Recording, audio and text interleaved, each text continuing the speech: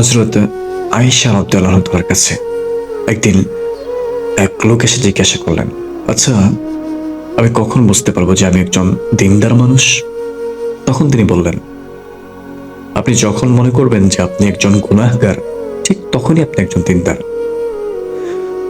পর্যায়ক্রমে তিনি আবারও প্রশ্ন করলেন, আচ্ছা, তাহলে আমি কিভাবে বুঝতে পারবো যে আমি একজন গুনাহগার? তখন জবাবে হযরত আয়েশা রাদিয়াল্লাহু তাআলা বললেন যে আপনি যখন মনে করবেন আপনি একজন দিনদার, ঠিক তখনই আপনি একজন গুনাহগার। হ্যালো, আপনাকে বলছি, কি মনে হয় আপনাকে নিজের কাছে? আদৌ কি আপনি একজন গুনাহগার নাকি একজন দিনদার? প্রশ্নটা আপনার কাছে রয়ে গেল। নিজের কাছে নিজেকে যেমনটা মনে হবে, ঠিক আপনি তার বিপরীতটা।